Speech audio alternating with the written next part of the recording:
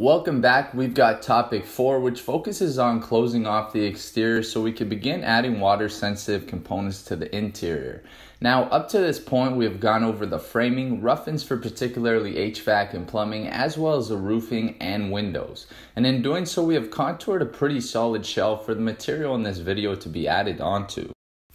Now, commencing from where the last video left off, after the installation of windows, the home is fully prepped for the exterior finish, which is commonly a layer of bricks. And I say layer because it's easier if you think of bricks like a dresser suit, which covers the home, setting the tone for the overall design. Composed of clay and staggered one on top of the other via mortar, this material acts mainly as an appearance and protective item, adding a moderate barrier between the outdoors and the building wrap, which is designed to thwart wind and water's entrance into the home's interior. For any water that penetrates the brick or mortar joints, there are weep holes situated at the base of the veneer atop the concrete shelf, which acts as a means of egress. What's important to highlight is these bricks are principally different from the structural bricks featured in old home construction, which you are very likely to come across if you are renovating aged homes. The latter are made of concrete and substituted studs in contemporary platform framing, offering joists a structural shelf to rest on.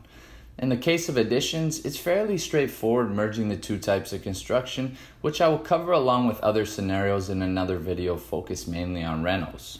Once the brick is up, you can become a little more creative with the order of tasks you choose to take on. On the exterior end of things, heavy equipment such as zoom booms and forklifts, as well as sizable hardware, including scaffolds, are now out of the way.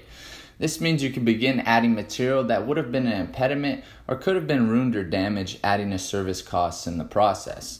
The gas as well as hydrometer is a great place to begin, especially since the gas lines and hydrolaterals running to the home will require trenching, and you can give the corresponding backfilled area a little time to settle before the rough grade is applied and the driveway is cut.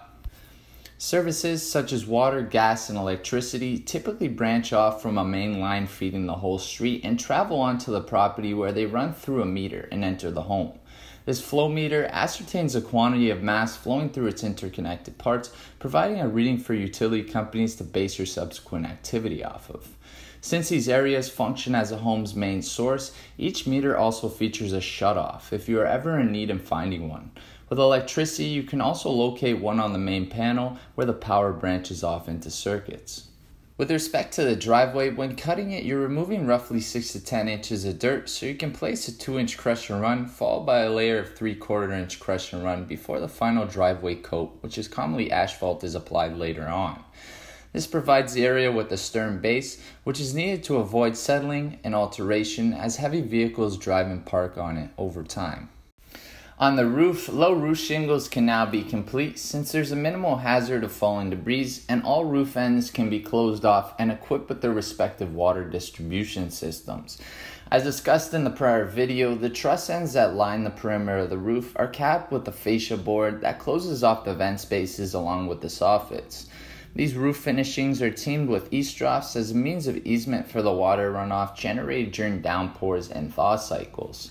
The east troughs, via fall specifications, carry water to the downspouts, where they then discharge it with the assistance of a proper lot gradient.